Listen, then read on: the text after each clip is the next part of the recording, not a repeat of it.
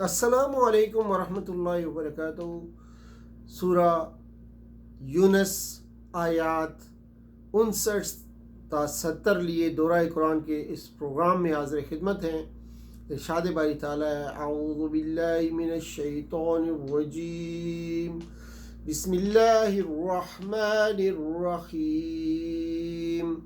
قل ارأیتم ما انزل اللہ لکم من رزق فجعلتم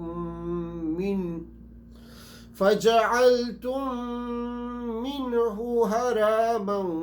وحلالا قل اللہ أذن لكم أم على الله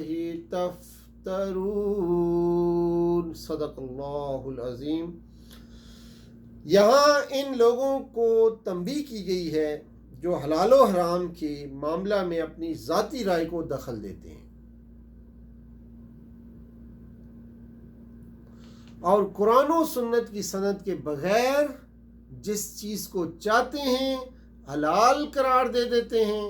اور جس چیز کو چاہتے ہیں حرام قرار دے دیتے ہیں۔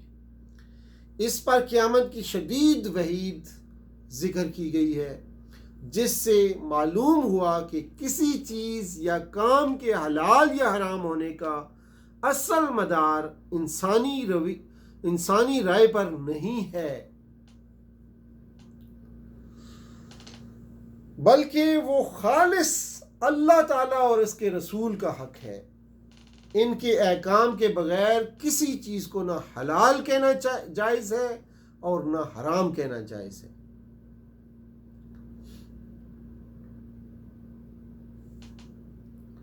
یعنی جب تم اس میں سے بہت زیادہ مصروف ہوتے ہو،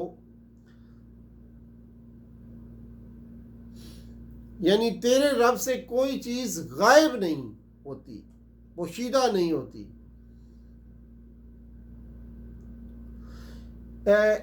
یہ آیت مبارکہ اللہ تعالیٰ کے علم محیط اور اس کے بے مثال وسعت کا ذکر رسول اللہ صلی اللہ علیہ وسلم کو مخاطب کر رہی ہے کہ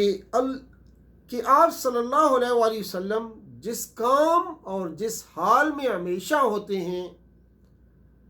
یا قرآن پڑھتے ہیں، اس کا کوئی جزو ہم سے مخفی نہیں ہے۔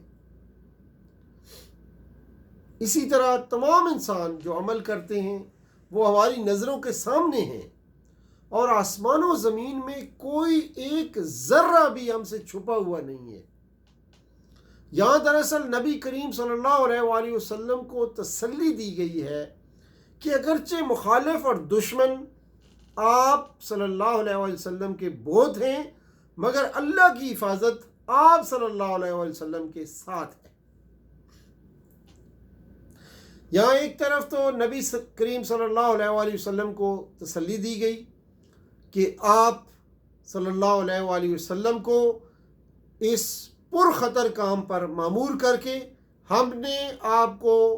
تمہارے حال پر چھوڑ نہیں دیا، بلکہ جو کچھ آپ کر رہے ہو وہ بھی ہم دیکھ رہے ہیں، اور جو کچھ تمہارے ساتھ ہو رہا ہے اس سے بھی ہم بے خبر نہیں ہیں۔ دوسری طرف آپ صلی اللہ علیہ وآلہ وسلم کے مخالفین کو آگاہ کیا جا رہا ہے کہ ایک داعی حق اور خیر خواہ خلق کی اصلاحی کوششوں میں روڑے اٹکا کر کہیں تم یہ نہ سمجھنا کہ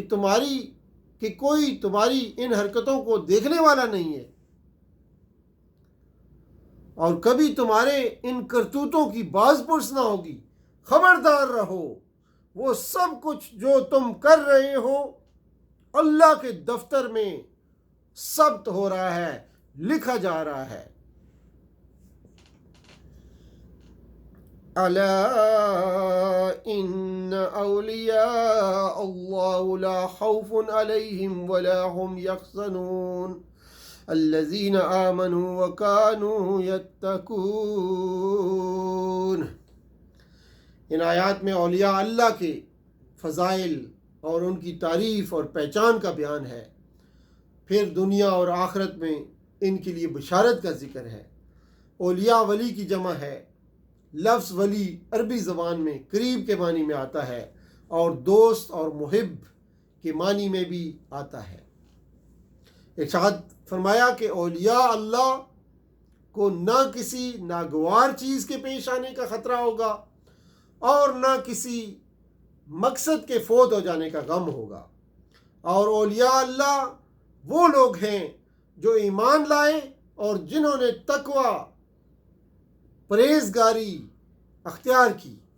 ان کے لیے دنیا میں بھی خوشخبری ہے اور آخرت میں بھی خوشخبری ہے۔ حضرت ابن عباس رضی اللہ تعالیٰ عنہ سے روایت ہے کہ نبی کریم صلی اللہ علیہ وآلہ وسلم سے پوچھا گیا کہ کن لوگوں کی مجلس بہتر ہے؟ آپ صلی اللہ علیہ وآلہ وسلم نے فرمایا جو اللہ کا ذکر کرتے ہیں ان کی مجلس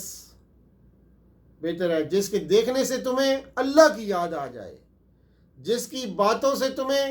علم میں اضافہ ہو جائے، اور جس کے عمل سے تمہیں آخرت کی یاد آ جائے، ان کی مجلس بہتر ہے۔ کہ جس کے دیکھنے سے تمہیں اللہ کی یاد آ جائے، جس کی باتوں سے تمہیں علم میں اضافہ ہو، اور جس کے عمل سے تمہیں آخرت کی یاد آئے۔ حضرت عبداللہ بن مسعود رضی اللہ تعالیٰ عنہ اور کچھ دوسرے سلف سے اولیاء کی پہچان اس طرح نقل ہوئی ہے کہ اولیاء اللہ وہ لوگ ہیں جن کے دیکھنے سے اللہ یاد آ جائے۔ اسی طرح سنن ابن ماجہ میں اسماء بنت یزید کی روایت سے ایک حدیث نقل ہوئی ہے کہ رسول اللہ صلی اللہ علیہ وآلہ وسلم نے فرمایا کیا میں تمہیں تمہارے بہتر لوگ نہ بتا دوں؟ صحابہ نے کہا کیوں نہیں اے اللہ کے رسول؟ آپ صلی اللہ علیہ وسلم نے فرمایا یہ وہ لوگ ہیں جن کے دیکھنے سے اللہ یاد آ جائے۔ سنن ابو داؤد میں حضرت عمر بن خطاب کی روایت ہے، ایک حدیث نقل ہوئی ہے کہ رسول اللہ صلی اللہ علیہ وسلم نے فرمایا اللہ کے بندوں میں سے ایسے بندے بھی ہیں جو نہ تو انبیاء ہیں نہ تو شہداء ہیں، لیکن قیامت کے دن انبیاء علیہ السلام اور شہداء اللہ کے نزدیک ان کے مرتبے پر رشک کریں گے۔ صحابہ نے کہا اے اللہ کے رسول صلی اللہ علیہ وآلہ وسلم یہ کون لوگ ہیں؟ آپ صلی اللہ علیہ وسلم نے فرمایا یہ وہ لوگ ہیں جنہوں نے بغیر کسی نسبی رشتے کے یا مال کے لالچ کے ایک دوسرے سے محبت کی۔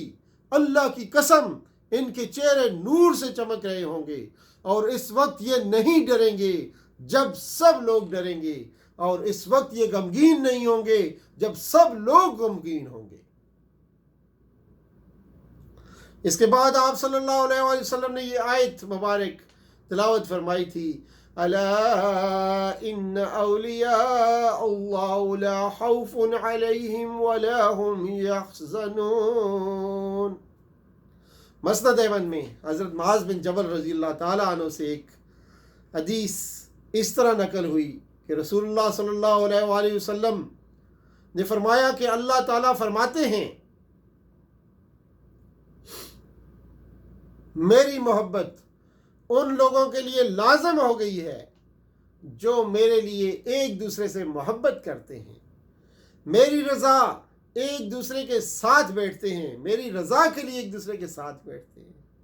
میری رضا کے لیے ایک دوسرے کے ساتھ بیٹھتے ہیں، میری رضا کے لیے ایک دوسرے سے ملاقات کرتے ہیں، میری رضا کے لیے مال خرچ کرتے ہیں، ایک دوسرے سے آگے بڑھتے ہیں۔ اور کس کے پیچھے پڑے ہیں اللہ کے سوا شریکوں کو پکارنے والے،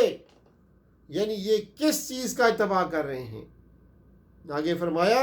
اور کس کے پیچھے پڑے ہیں یہ اللہ کے سوا شریکوں کو پکارنے والے، یعنی یہ کس چیز کا اتباع کر رہے ہیں، یا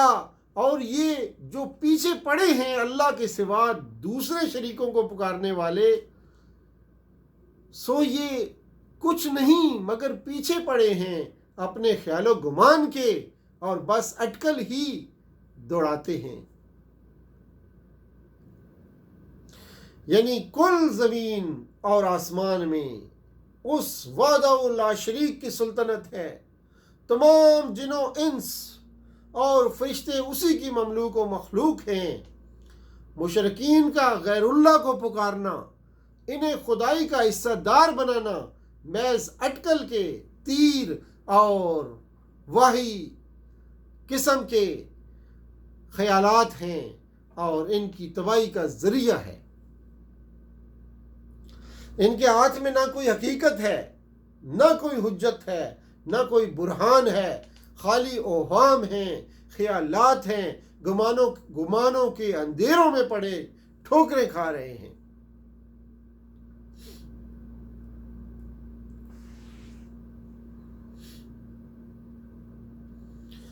چنانچہ فرمایا قُلْ إِنَّ الَّذِينَ يَفْتَرُونَ عَلَى اللَّهِ الْكَذِبَ لَا يُفْلِحُونَ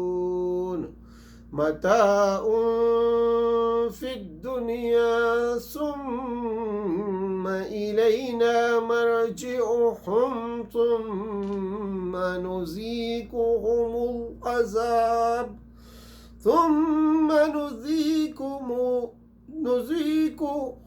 الْعَذَابَ الشَّدِيدَ بِمَا كَانُوا يَكْفُرُونَ۔ صدق اللہ العظیم، وآخر دعوانا ان الحمد للہ رب العالمین، والسلام علیکم ورحمۃ اللہ وبرکاتہ۔